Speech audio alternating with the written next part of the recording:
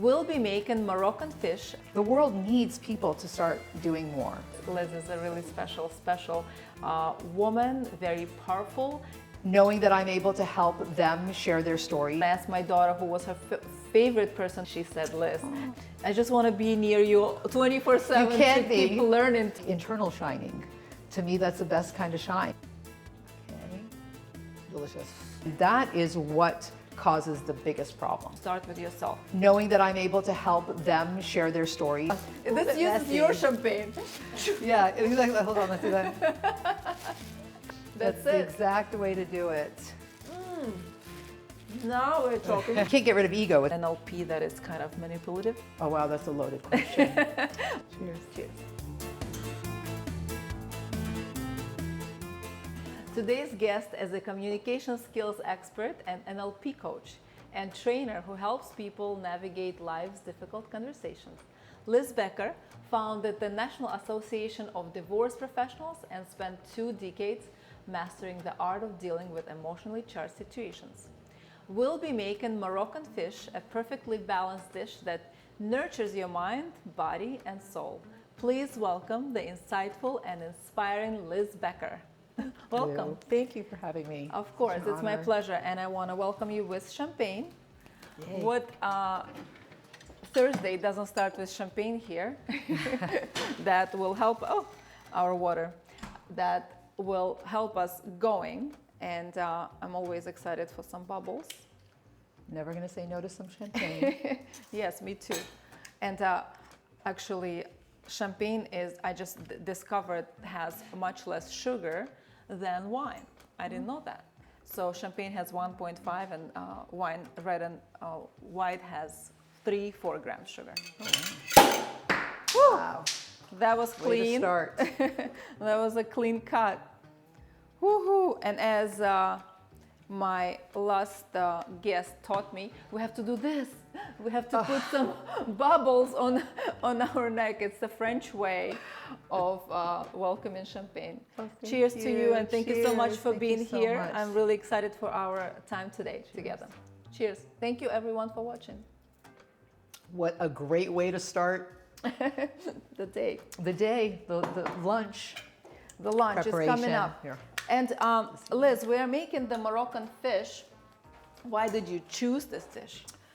So I chose this dish when you mentioned to me to pick something that means something to me or that I love. Well, first of all, I love this dish because it has history for me. Okay. I am Ashkenaz Jewish, so my ancestors are from Poland and Russia, and my ex-husband is Israeli, Moroccan. So of course, There you go. when we first started dating, the first thing I had to learn was how to make Moroccan fish Moroccan for Friday fish. night dinner.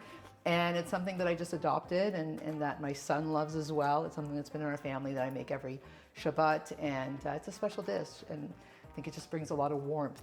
Absolutely, I agree. It's such a comforting, delicious meal that I think everyone loves that dish. I've had it millions of times, but believe it or not, I've never made it myself. So we're gonna do it today together.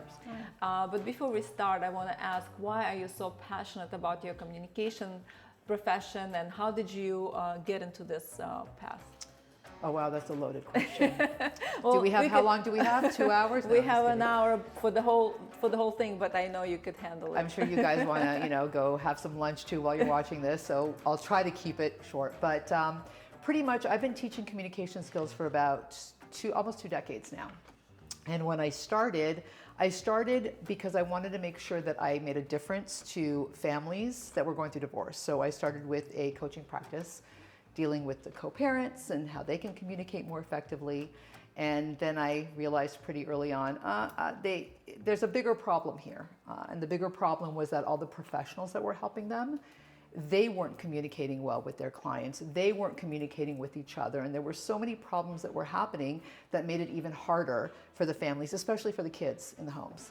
So that's when I decided to take it to the next level. And I founded an association called National Association of Divorce Professionals, because I wanted to make a much bigger impact. I knew if I could take one professional that's dealing with a lot of different Right. clients, then we're going to be making a much powerful change to the process for the family. So did that. That's how I got into that world of divorce world. Now I also taught NLP, Neuro-Linguistic That Programming. is such an interesting topic for me, NLP. Explain a little bit, dive deeper into what exactly NLP is. So NLP is Neuro-Linguistic Programming. It's a behavioral methodology that pretty much gives you the framework of thought process. It also helps you state the connection between neurological processes, linguistics, how you're communicating verbally and non-verbally, and also understanding your programming, the programming that's going on in your mind, and that is sort of this autoplay. And when you're able to state the connection between all three, that's when you actually understand how your mind works and understand how you can change the outputs, right? The way that you're communicating. Correct. And also the inputs, which is the important part too. And do you think there is part in NLP that is kind of manipulative? Oh, you're going straight to the jugular. So NLP's been around since the 60s, and it's a very powerful tool. It's a very powerful tool, and it all depends on which way you look at it. Any tool that you can learn, any negotiation tool, any communication tool that gives you the ability to understand how your mind works and understand how somebody else's mind works can always be used to manipulate. I mean, we see it on commercials, we see it in internet, we see it now on social media, in every ad. Convincing it's someone correct. into something, yes. Exactly. It's all in the way that that message is getting to you that is going to be able to sway in how you respond. So it really lies under intention. What is your intention to use it? I found NLP to be incredibly powerful to use for the good, and that's what I choose to do. And I would hope that you sure do. I met Liz when I was hosting an event for United Hatzala, and Liz was the guest, a speaker at the event, and we all were blown away by her communication skills, the way she delivered the message, and it just was so wonderful to watch how beautiful she tells her story, and it's just so impactful and powerful. And I fell in love with her since that day. And when I asked my daughter who was her favorite person she met that weekend, we met a lot of people, she said Liz.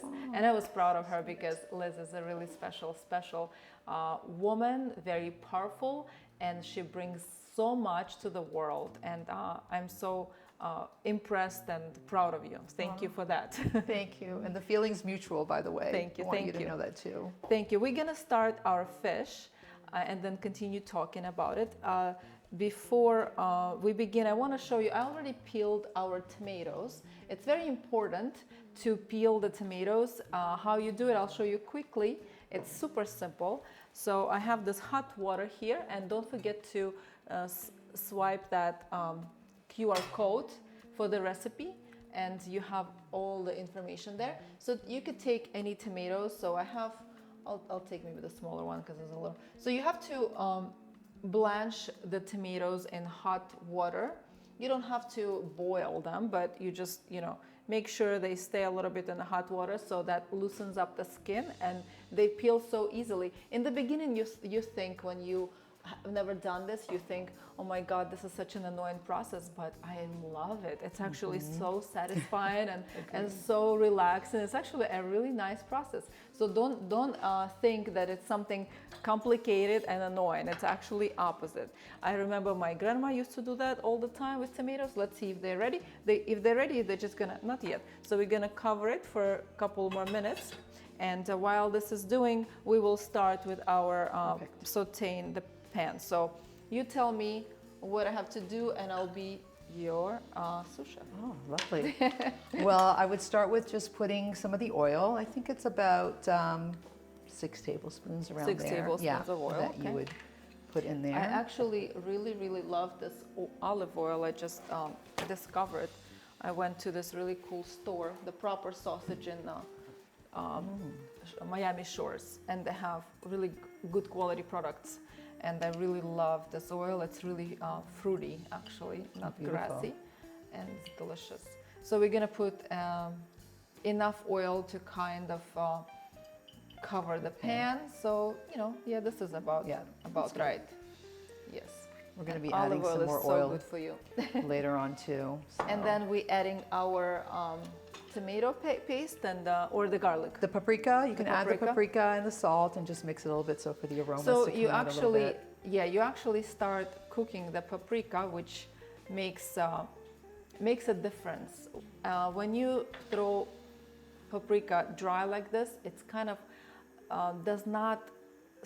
it kind of stays clumpy almost. You need to create that flavor, and when you cook it in the oil, it just does its magic. I never like just throwing paprika into liquid. It doesn't absorb and doesn't create the flavor. So always cook it, and it's a great way to do that. And then we put salt. Yep. A little bit of salt. We'll adjust salt Exactly. later. Always Yeah. adjust it by taste. And we cook that. Yeah, cook it for just a little bit, just for the aromas to come out. It smells. Do you smell this olive oil? Isn't it delicious? The Oh, olive yeah. oil itself. And you're right, it's a little bit fruity. Like It's so got- fruity. It's so good. It's gonna be really delicious with the fish. I thought Love this it. particular type of olive oil is great. For sure. Yeah. So it looks so beautiful. The colors are nice. That's why that sauce is super rich and special. Beautiful. Okay. So I think now we could put the tomato paste and once Tell we me how mix much. that around a little bit. Yeah, that's about good. About 2 tablespoons. Right. Yeah, This is about 2 good. tablespoons. You have all the measurements there Yep. in the recipe. Perfect. It smells already so good Yeah. without even doing anything. And you can add the water too. You know, we can add the tomatoes in and the water and the garlic. Okay, Basically, we'll do the yeah. tomatoes first, Yeah, and then we'll adjust water because it has a lot of Correct. liquid. yeah. So this took me really, I have probably 12 tomatoes here, but the Campari ones, the smaller ones, and a couple of large tomatoes as well. So it took me 5 minutes to peel it. It's really, really easy. So here we go. It has a lot of liquid, and Yeah. let me show you now. I think it must be good. Yeah, it's already peeling on its own. So the Perfect. skin, as you see, just peels Peels so off. easily. Isn't it beautiful? It's Yeah. a little hot, Love it. but I could therapeutic, handle right? it. Yeah, it's so therapeutic. And I'm not gonna waste this. I'm gonna cut it into the sauce, and we can continue. Perfect. These tomatoes, I also love using different types of tomatoes. Heirloom tomatoes are so nice and really kind of Looks great. meaty. So I love them, and they're not too acidic. That's another thing I love about tomatoes. And peeling the skin just is better for you, Right. and it's just definitely you don't want that skin on your teeth when you're eating this delicious sauce. All right, here pretty, super pretty. Fantastic. Yeah, I think that there's a lot of liquid, so we probably won't have to Yeah, add really that's any why I water didn't to want it. to add any water. So I'm just gonna put this here, not to be in our way. And do you think we want to cover it? We can cover. We have to add the pepper, the red pepper, red and the pepper, yes. jalapeno, and the Yes. garlic. Let's do that. Oh, and So lemon while I'm slices, doing too. this, I want to ask you this question: why do human beings find it so difficult to communicate effectively? Oh boy, good question. Well, I think that there's so many different answers to that. But one of the biggest problems that people have when they're communicating is that they're constantly focused on their own thoughts. They're focused on what they want to say. They're focused on how they want to say it. They're focused on what they want the outcome to Like be. this, or Oh, perfect. like this? Yes, that's perfect. Sorry. No, that's perfect. Okay. They're focused on all of these aspects about themselves and their communication. And while doing that, they are missing a wealth of information and a whole other world about how the other person is communicating. So I think that that is one of the biggest problems in communication, as well as people don't understand that when you communicate, you're in a dance with somebody else. You know, what is really communicating? It's exchange of information. And as long as you are sharing your information, the other person's accepting it and then sharing it back, then you have this open communication going. And the biggest problem is that when there's a moment where there's no longer that open communication, so it could start off very mildly that someone may disagree with you, and it doesn't have to be a huge war, you're ignoring the signs.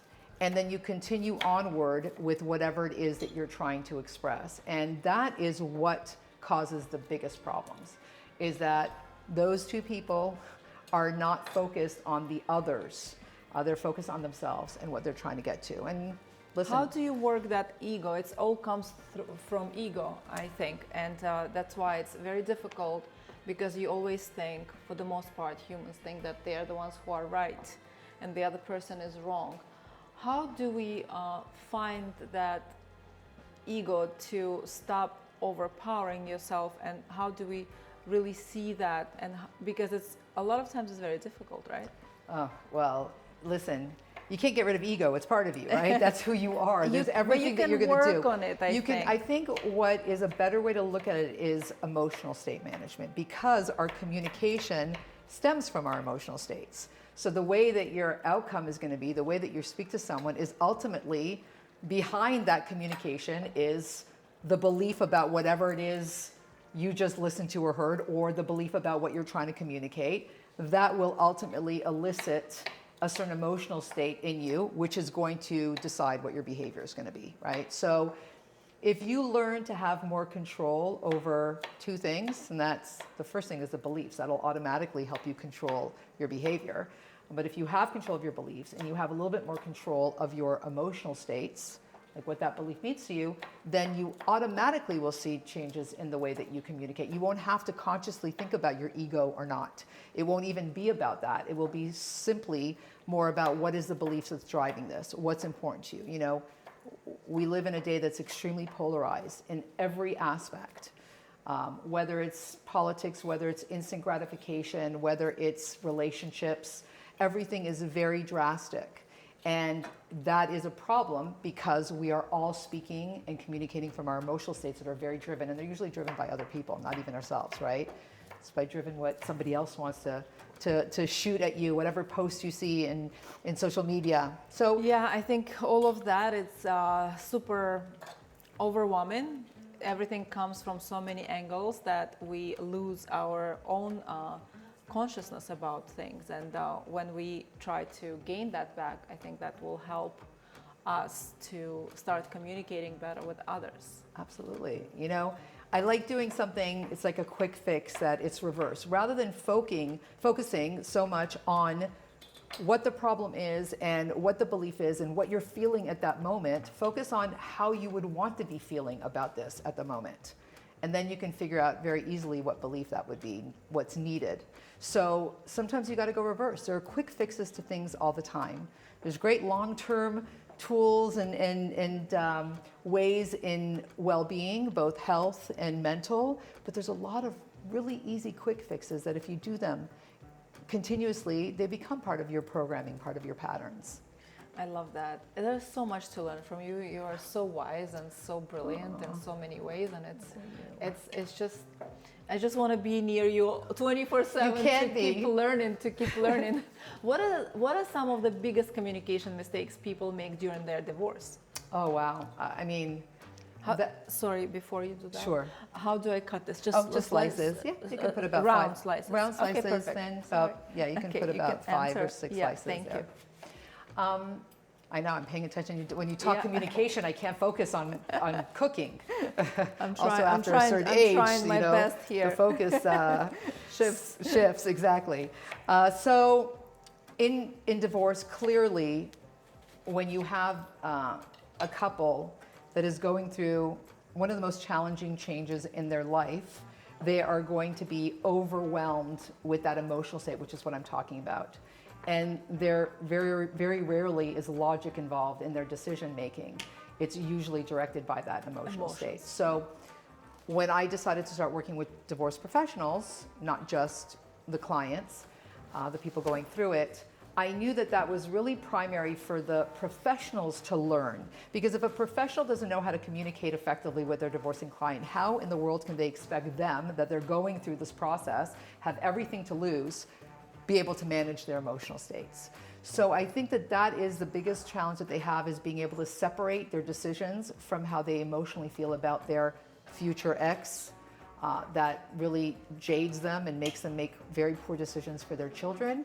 But if they have a team of incredible professionals, and it doesn't matter whether it's the lawyer or the realtor that's helping them or the mortgage lender that's helping them or the mental health, but if they all have these communication skills to be able to manage a better experience, then at the end, they will follow suit. They will understand. They will be able to calm themselves down in the long run. So that's why I started a certification program with my company called Certified Divorce Specialist for that reason. So exactly. If you need help how to properly communicate and make your divorce as seamless as possible, you can contact Liz. And how can they get in touch with you? Well, if you're a professional, if you're the professional helping them, then you can contact me. If you're someone going through it, then you want to go to the NADP.com or Certified Divorce, CDS training, and look for professionals that have gone through these trainings that are equipped. You want to be really careful in who you hire when you're going through divorce. This is so true, because I think divorce in America could be such hell that both parties go through, and it could be a very long process and very stressful, and it costs all their savings. And I think it's absolutely ridiculous to fall into that instead of actually making some logical decisions and finding help from professionals like Liz, and making things much easier, because in the end of the day, your ego again want to damage the other person, but in the end of the day, you damage both of you and the child, and it's just a really poor decision in the end of the day. And I think for me, when I divorced, I just left in a good conditions. I don't want anything, and I just want everybody to be happy, and I don't want my daughter to suffer. It's just, that person, we both were, in each other's life, and we have to respect that time. And I think it's just not a good thing for yourself first to put someone through hell. And I think just doing it in a civilized, very, very proper way is the best way to go. In the end of the day, it's not good for anyone, especially you. It doesn't worth your peace of mind, your health, and it's just time consuming, and it's just stupid. 100%. And clearly, I mean, I've known you for a few months now, and one of the things that I loved about you when I met you is that you have a very high EQ, aside from you're brilliant as well, but you really have this, and some people have it innately, or some people have it because of the life that they had and the challenges that they had to deal with. Right? We can all, there's no set rule of however you're raised. Yeah, there are tendencies that if you're in a more challenging environment, you're more susceptible to having challenges as you grow older in life. But there's also so many people that go through struggles, and they have this really high EQ, and you know to handle it. And that's what led to you being able to handle your divorce. You were able to look at it not based on your ego and any of that, but on the basis of what's best for everybody to move forward with and have good emotional state management. So most people don't have that. And that's why it's so important that when they are looking to hire somebody for their divorce process, there's certain things that they really need to pay attention to. They need to pay attention to when I'm going in for this interview, how is this professional communicating with me? How are they asking me these questions? Are they answering the things that I want to know, right? Are they able to give me some kind of expectation for me? It's very important. Do they have any special training in certain areas of divorce, especially if they're not a lawyer, right? So these are things it's everybody's responsibility in the process to make it better. The person going through it should do their due diligence, right? I think a lot of times society people think that if you hire a professional, they could fix your problem. You always have to start with yourself. You cannot trust everyone, just give yourself. It goes in every direction with doctors. You have to take charge of your health, of your situation first, and then make those decisions what are best for you. And I think people just want that quick fix, and that's the problem, that they don't dive deeper and see what's better for them. Yeah.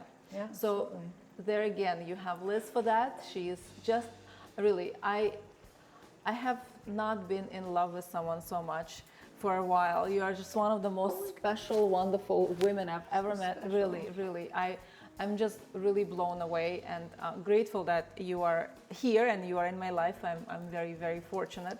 I also want to speak about the book that Liz edited and published. This is a very special book. I get goosebumps. It's called The Little General, and it's a legacy story, the memoir about Liz's father, who is a Holocaust survivor, and it's his story.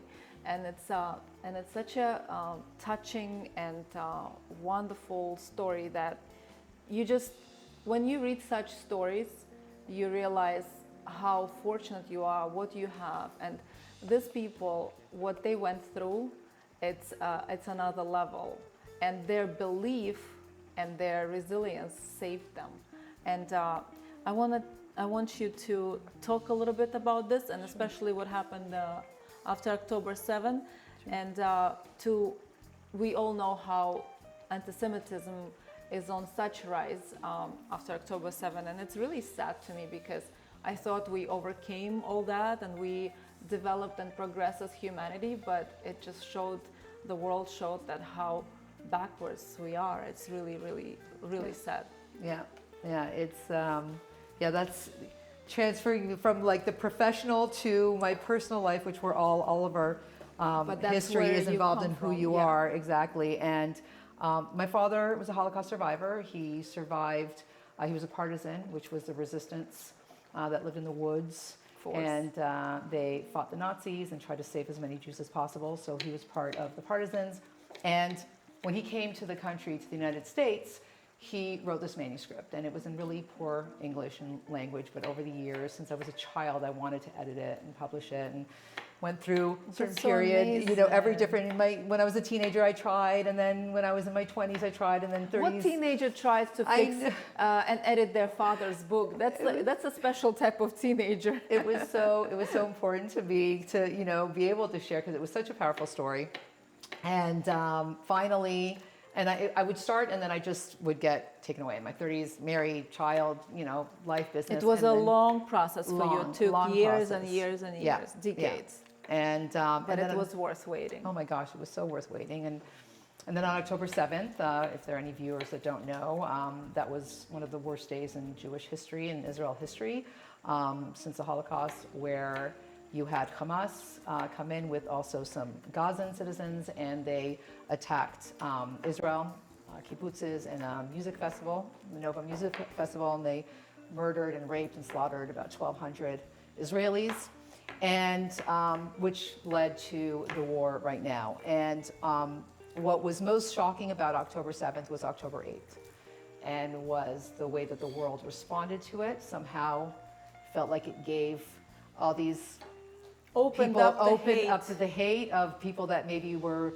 hiding their anti-Semitism, and give them a platform to be able to talk about it, spew about it. I mean, what Kanye just came out with a song that is just absolutely incredible, that I cannot believe that guy. It's just it's insane. He's not it's even insane. arrested. No, it's insane that insane. nobody even responds about it. So anyway, not to get too deep into it, but I knew once this was happening that there was no way I could keep quiet anymore. As hard as I was working in my professional life, I needed to dedicate time for some advocacy work. And so I did publish my father's book, and then I went to Poland and I retraced my father's footsteps. Had an extremely emotional, enlightening, fulfilling trip. And then I took it further. Serendipitously, I connected with two incredible young men, Noy Leib and Max Long. They're both IDF reservists. And we just co-founded a nonprofit called Strong Voices for Israel. And for us, because I had to do something with my communication skills, right? I'm like, this is what I do for 20 years. How do I take my expertise? Let me bring it into something so important for you and for the world. Exactly. Like how everybody has special. their own gift, like how you would bring your talents to the world to help. And so I was trying to figure out, and it really was serendipitous that I connected with Noy. And what we're doing is we are taking very powerful stories of IDF reservists, of second-generation Holocaust descendants, of October 7th survivors, and we are bringing them to non-Jewish allied communities. We've been working very closely with evangelical churches now. We bring them to also Christian high schools and universities, and it's been just incredible. Wonderful. And knowing that I'm able to help them share their stories better is where I get my satisfaction in doing this. So This is a wonderful thing. And pretty it. And you just came back from Capital, right? And, Yes. Oh my gosh, it was amazing. How was that? It was incredible. It was I was part of Israel Advocacy Day. It was hosted by ACLI, the American Christian Leaders for Israel, and also Eagles Wings Ministries and CAM, Combating Anti-Semitism Movement. So they put on these 3 days that was just incredible, where we had about 300 pastors and rabbis all working together to go up on the hill and go meet with different House representatives and really just advocate for what's going on and what's needed for Israel and to fight anti-Semitism and to bring the hostages home. I mean, we just got Edvina Alexander Yes. back, but there's 58 more hostages there, and we need them home. The war would be finished if we had those hostages Every home. time I think about it, it just gives me such a terrible feeling, such sadness and devastation for people going through such crazy things in 2025. What is wrong with the world? Yeah. Where do we live? We have everything to be happy and enjoy. There is enough everything in the world, but there is still, for some reason, such wars that makes zero sense. Yeah. So thank you for doing all that work and trying to change as much as possible. We all got to play our part. Like I said when we started talking about it, everybody has their talents, everybody has their abilities and what they can do and what brings them satisfaction. Whether it's something material, that's fine. That's to each his own. But the world needs people to start doing more. Really, the world needs it. You can see that everybody complains about what's going on in the world, but it's because they need us to step up and start doing more. And I'm very blessed to be around a lot of incredible people that are doing that every day. So it's just also inspirational. Of course, it's very inspiring to see that in fruition, right? And do you still do coaching for NLP as well? So I do some coaching for private clients, a few when I have some time for it. Right. I don't know where do you find time to do so many different things. I know. And that are very time consuming, and it's a lot of brain work and it's a lot of writing involved, and that is very time consuming. Yeah, it's hard when you have a passion for something. It's hard when you see someone suffering and you know that you can just help with just a few changes. It's hard not to do it. So I do try. On the most part, I'm working with my company NADP and the CDS training. We just launched the CDS program. What I mentioned, the Certified Divorce Specialist training is for legal, financial, mental health, and real estate professionals. And it just gives them a really great understanding on how to communicate more effectively and a holistic understanding of the whole process. Because, most realtors or mortgage lenders or mental health therapists don't know all the different ways someone can get divorced.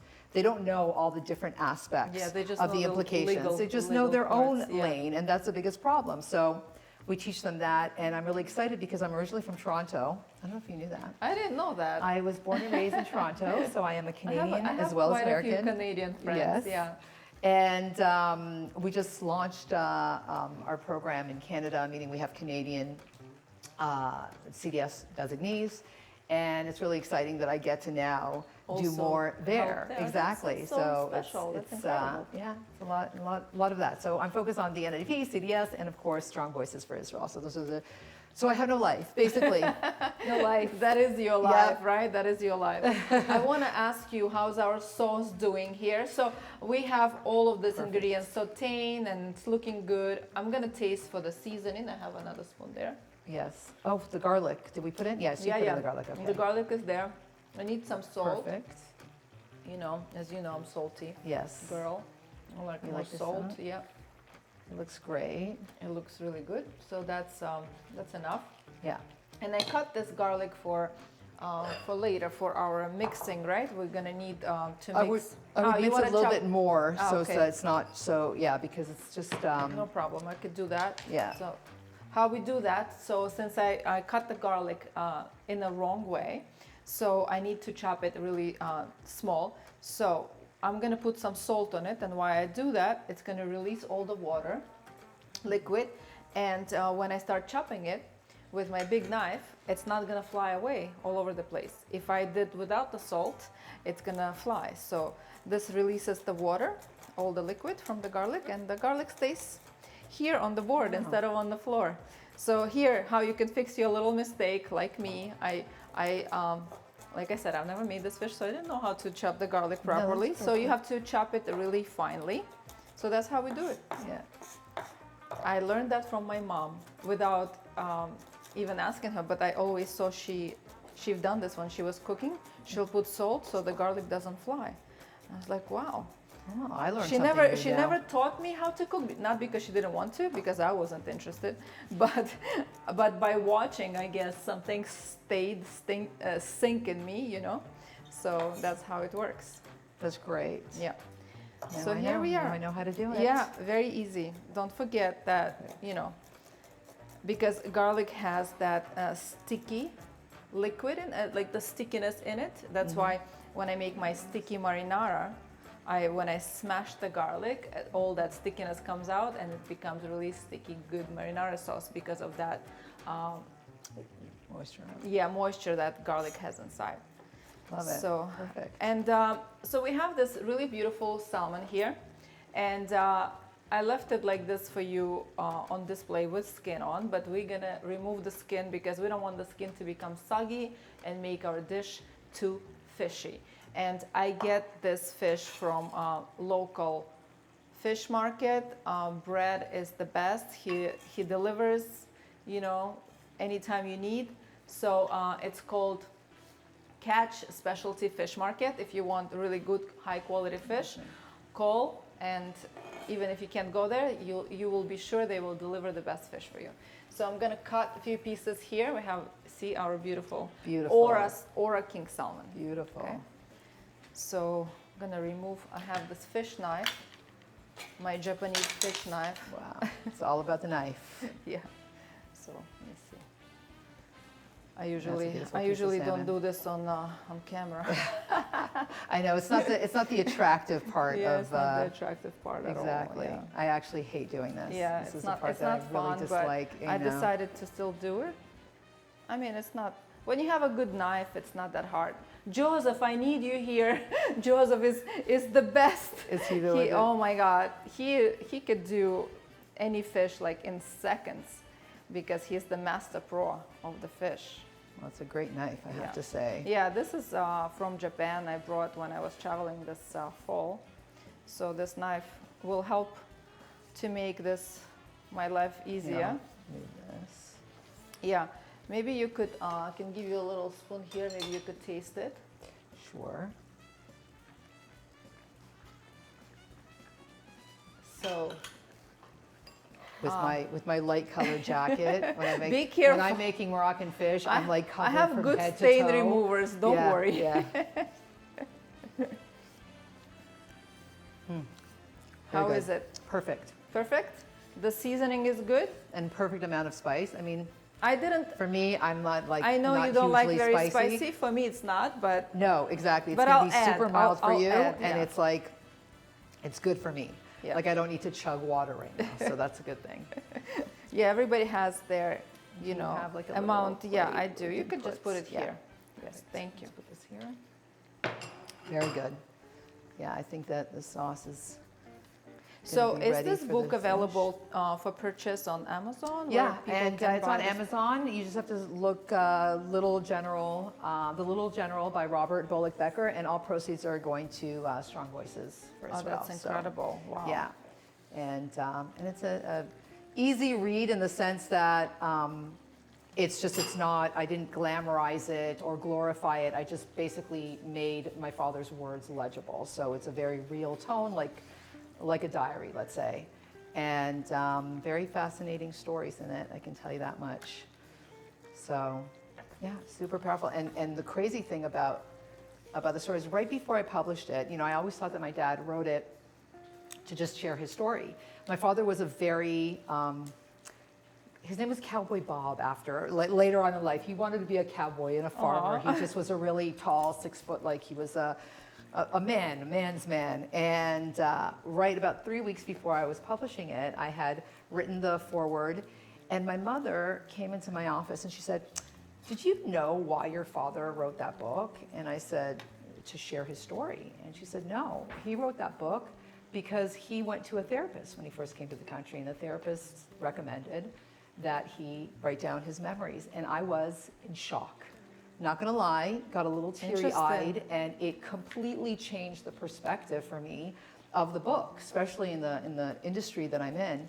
And it was just a whole new meaning, that to think that my father actually went through that. And then I understood, because my father never had a problem talking about his experience, ever. And which was a blessing, because so many of the survivors, you know, some would talk about it. Huge and so trauma. Many, correct, huge trauma. I never want to talk about it. And I know I have friends that have grandparents that were Holocaust survivors. They know nothing about their grandparents' experience, which is terrible. And especially now that there's so few of us that are second generation, which is odd for me. All my friends had grandparents, not a parent that went through it. So it was just a whole new meaning to the book, and made it even more, gave me more pride in publishing it, knowing that that's what, it gave him therapy to tell his story. So it gives me therapy. Yes. You know? Yes, absolutely. Really. And I, when I watched the documentary that my previous guest, Augustine, he won an Oscar for it, and it's about that Holocaust survivor. Have you watched that story? I know. I watched the clip, the lady number six. That's right. I please, if you still didn't watch that movie, watch it. It's just gonna change your life. This is an absolute beautiful story of this incredible woman. She was 106 or 109. Something. She lived such a long life, and I know why. When you watch this movie, you will understand, and you will start thinking differently and positively, and you will change your life. This movie is very mind-blowing. As a Holocaust survivor, what she went through and how she went through it, and how she actually managed to survive. It's absolutely astonishing story. So our sauce is ready, and we're gonna put the fish. Correct? Do we season it as well a little? So what I would do, we'll put the fish in, and then we just cover the fish in the sauce. Okay. We add olive oil. The olive oil we'll add after. And We just have to do separate. So cilantro, and if you have parsley, if not, you don't have to. You can do just cilantro. I have usually parsley in my fridge. I'll add it after the show. You don't have to. I normally do just cilantro, but it tastes good with both as well. Okay, yeah. If people prefer it. More herbs, the better for me. You can either chop it or put it in fresh. It's totally, those are things that are your own preference. And then separately, we're gonna take a cup and we're gonna add some oil in it. We're gonna add paprika, and then the minced garlic, just a little bit. That's our plate here. So we're gonna do that. I would put a little less garlic. Garlic, yeah. Just take out a little bit less, because that may be. Yeah, I think that's good. Okay. So we're gonna add more olive oil here. Yeah. This is gonna go on top of the fish after it's cooked, correct? And in the right at the beginning. same time. Yeah, Okay. pretty much at the beginning. We're gonna just put the fish in. And in the recipe, you see there that it says put it under the broiler for a few minutes, but it's up to you. You could broil, you don't have to broil. We're not gonna broil today. I think it's fine. You could do it on stovetop. It's gonna perfectly work. And we have to put the chickpeas. That's right. I forgot about the chickpeas. So here we need the paprika. So again, we wanna mix it into oil. Mixing this type of spice into the oil, the chickpeas out. it kind of smoother. Yeah, just throw it in there. Perfect. And so these are paprika cooked chickpeas, and what else do we need to put here? Anything else? No. Oh, the paprika, the oil, and the... Yeah. Okay, so you're going to leave that at the side right now, and then we're going to add our fish. Smells incredible here. It's all this aromatic spices and the peppery, all the peppery flavors from 3 different types of peppers: the paprika, the red bell pepper, the jalapeno. It's all really flavorful. Yeah, We're just gonna cover with the sauce. Everything. Just dip it. Yeah. Just put as much fish as fits. Exactly. The more the better. What I like to do is because this has a little bit of sauce. We have to cover it. Yeah. Yep. There is the cover. For about 5 minutes. Do you still need water here? I don't definitely think so, not. No. Perfect. I would leave it for about 5 minutes. And then we'll add this, we coat that, and then we cook it probably for about another 15, And I'm 20 going to chop some cilantro meanwhile. Oh yeah, we have to add the cilantro in now as well too. How was it to publish that book? Was it like a whole big experience, or was pretty quick? No, I just did self-publishing, and nowadays it's so easy to be able to do that, thankfully so. So I just made sure that I edited it myself, and then I had someone review it, another editor review it, make sure that it was done properly, and then format it. And I used a publisher to self-publish, but you know, there's so many different ways that you can do that now. And if you hosted your dream dinner party, who would be your guest and what would you cook? Oh my gosh. Okay, I'll say something that would be like a complete dream, and Yes. that would be to have Hitler at my dinner, and I would serve him poison. So that would be my ideal. All jokes That's aside, funny. yeah. All that I would, right? That would be the best way that I could. Yeah, and then benefit maybe society. nothing would have ever Exactly. happened, right? Right. Exactly. But if we go on a positive route, what would it be? Positive route. Oh gosh, there's so many amazing people that I Yeah, would let's talk want to about have. amazing people. Yeah, right? You know what? I would probably say Golda Meir. I thought she was such an incredible woman in history, and leader, and powerful, and humble at the same time, right? To be able to balance that strength and being humble as well, and not really caring about what people think. I could use a little bit of that, right? Because I think it's very important to stop thinking what other people would think about me. You just go and do what works for you, what you think is, as long as it's good intention, right? Yeah. Well, I think it's like context, right? So everything, it's one thing in NLP that we learn, which is very interesting, and also in general. Anything could be good or bad. Any behavior could be good or bad.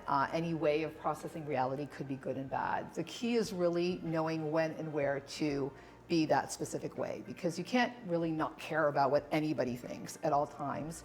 That would be, you're a narcissist, and you really just don't have a good view of the world that way. But you have to know how to balance it. You have to know exactly when it is that you have to step back and not care so much. Yeah, this is what I was talking about with my daughter. I said there's one very important quality to develop in life, to know your place. A lot of times you will be in a situation where it's your turn to shine, and you would have to feel it and be in that spotlight. But sometimes, a lot of times, somebody else will be there to shine, and give them that place. Do not overpower. Feel that situation. Always think before you speak. Yeah. Because a lot of times, whatever you just was gonna say after a few minutes is not relevant anymore. And when you weigh it, you realize that is good that I didn't say that. Always think, always observe the situation, the whole situation, and let other people shine. It's not always about you. Absolutely. There's so many ways of you shining indirectly by doing that. Exactly. And even shining, I like internal shining. To me, that's the best kind of shine, because that will come from the inside out. You know, the shine on the outside, which with this world, it's all about the shine on the outside, you get lost. And it's just fake shine. It's not a real shine, right? For me, the best thing for me when I have situations like this, I love learning from other people, and I just love listening. It's my favorite thing to do when I know this person has so much to share, and I can learn so much more than by speaking. It would be not as impactful. Actually, when that person speaks and I could learn, it would be so much more interesting and impactful. So yes, true. always know your place. It's an important skill, actually. I don't know, for some reason I've mastered that one. You really have. And you know, it's funny, I used to teach a parenting course years ago, and I would say, and I still do, that we can learn more from children than they can learn from us if we just do that. If we just really learn from them, listen to them, rather than trying to guide them all the time. I mean, you have to guide them clearly, but just to understand their behaviors. There's so much more that we can learn. So it's the same way as an adult. Yes, exactly. Basically, spot on. Basically, educate yourself, be better, and the kids would learn from you by your example. Yeah. So we're gonna try the fish. No, we're not gonna try the fish. We're gonna put that. Correct. This is looking really perfect. Yeah. I see that the fish is just getting there, yeah? Yeah, it's Perfect. you can, for some people they like it not fully cooked, Yeah. so this is already good. So we're gonna add all that on This top. we put on top of the fish, Yeah, on exactly. top Just of rub the the fish, fish yeah. with it. Oh my God, I just love that extra flavor that we're Yeah. going for. Oh, The it's so good. garlickiness, the paprika, the olive oil. All of this smells absolutely incredible. What other fish you think you could use with this dish? I have actually in my fridge flounder that I love, and I think it would be really good with it. Yep. And I thought maybe we'll make, I'll make another portion after this with flounder. You can And actually just use the sauce. If Yeah. there's sauce left over, I've Yeah. done that before, and I kept it in the fridge, and then I just Perfect. cook I cook a different Yeah. fish in it. Exactly. Grouper, I've tried. Mahi mahi, right? This type of Mahi mahi is could be- okay. It was okay. The grouper was the best. I've even tried sea bass, but that was too flaky. No, sea bass is it not gonna wasn't- work Yeah, for this. I tried so many because originally. Have you 20 tried years ago- flounder? I tried flounder. It was And delicious. sole Yes. would work also very I don't well. know. I don't know if we tried sole. If I tried sole, I tried a lot of different ones It's because similar at to first flounder. Yeah. it was like tilapia. Is what we Yeah. used, and then I'm Yes, like, no, I'm not doing terrible. tilapia. That's terrible. It was like 20 Don't years do ago. til- No tilapia. Don't do tilapia. So tuna also. You can do tuna. Oh. I've done tuna steaks in there that comes out really well. The sauce is great for everything, really. Oh yeah, that sauce is Yeah. magical. And what are exciting projects or goals are on the horizon for you? Oh, exciting goals. Well, goal professionally as far as NADP and CDS is expanding more in Canada, of course, and across the country too, doing a few in-person trainings. And I do corporate trainings for law firms as well.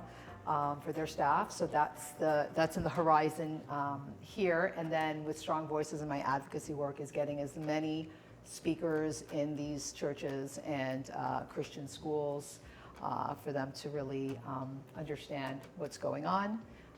That's on my horizon. Just keep going Keep forward, going and exactly, to and keep hopefully taking a growing. trip to Israel soon. Yes. My son is there I would- now, I so. would really, is he? Yes, he's on something called Birthright. I don't know if you're familiar with it. It's a trip for Jewish children that don't live in Israel, that they're allowed during a certain period. I think it's from age 20 to 30 see something. their Don't quote me on homeland, it. their Yes, to go visit Israel, and That's so nice. it's incredible. It's a program for that. I did that for my daughter without any program. I just Yeah. thought she needs to see her Good. roots and my son. Exactly, To exactly. Armenia. Yeah. And what So do you fun. think this would pair with well? Oh, there's so many things. You can do couscous. Usually, I personally like just because when you have Shabbat dinner, this is the appetizer. This isn't the main meal. No, So you okay. always have like fish to begin with, and then after you'll have meat and chicken and all that. And we don't mix on the same plate fish Right. and meat. Yes. So This is right. you don't really accompany it with anything other than I would have at the table. I always have at the table homemade challah. And Homemade challah. I do. I love homemade challah. Yes. And my friend Paulina made it last Friday. She made Shabbat dinner and it was so delicious. Thank you, Paulina. We still talk about your challah bread and the meatballs. They were so delicious. So our beautiful Moroccan fish is ready and I'm ready to serve it. It's fantastic. It looks delicious. Let me do that. I have our plates here. And I can't wait to taste it. I wish you could smell this, guys, but this is such a beautiful, easy dish to make and so satisfying. And look how gorgeous, colorful that So is. I'm good. gonna add a little more peppers here. And if anybody's going to cook this dish, you can also add cilantro while you're cooking the sauce and then add some fresh on top as On well. top, So it yeah. depends how much you like the flavor. This way, you'll actually notice the flavor a lot more than Yes. when it's cooked inside I the whole always time. like, and I'm gonna put just a tiny bit of more olive oil. I think Michi, This is Keto not for Kitchen diet. to go, Michelle would appreciate that olive oil in here. So let's taste it. Oh my gosh, Here. it looks I'm not gonna delicious. make a second plate. We'll just No, try one's it enough. together. Look how gorgeous this is. I feel like, when you share pasta or something. Yeah, instead something of like that. Yeah. Okay. Wow. Delicious. So good. So flavorful. It's so much, and I love the lemon in there. Yeah, the lemon. Don't forget the lemon gives such a beautiful Wow, that's touch. delicious. It's delicious. And it's so fluffy. And I was going to say that depending on how you like your fish, you can easily leave it there for another like 15 minutes or so covered to have the well done fish. I like it like this. I Yeah, like me it too. nice and light and fluffy. So if you don't want up to your you. fish to overcook, you actually don't cover it. Yeah. Now remove the cover and leave it away. Otherwise, it's just gonna steam inside. Right. So that's one thing. And also the herbs would turn brown, and I like my herbs really fresh. So never cover it back when it's completely cooked. And can I have some challah? Oh my gosh, yes, yes. I had to make you my challah. I mean, come because on. As much as I would love to do this on the show, it's this uses messy. your champagne. Yeah, exactly. Hold on, let's do that. I love So Liz bakes challah every Friday, but she was so do. gracious. She knew how much I want some challah, so she baked last night and brought this beautiful challah. And isn't it the best thing to actually? I mean, I'm just gonna Go rip for this it. and Just dip in that sauce. Exactly. That's the way That's to do what it. I'm gonna do. That's the it. exact way to do it. Now we're talking. That's the way to do it. Oh, we're not talking anymore. Wow. It's Anyway, definitely. this was so much fun. Thank you, Liz. Oh my gosh. I Salud. want to thank you all for watching us. This was a wonderful, wonderful show, I think.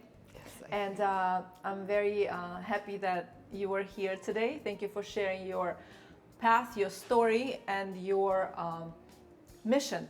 That you have such a huge mission, and you keep bringing more and more. And do not forget to QR code. scan. I forgot the word. To scan. Scan. Sorry. You know what? This challah bread, That's it. I laced knocked it. me off my feet. So yeah, scan that QR code and get that recipe and cook and let us know how you like it. Cheers to all of you, and to us, thank you again for watching, and we'll see you next Thursday. Cheers. Cheers.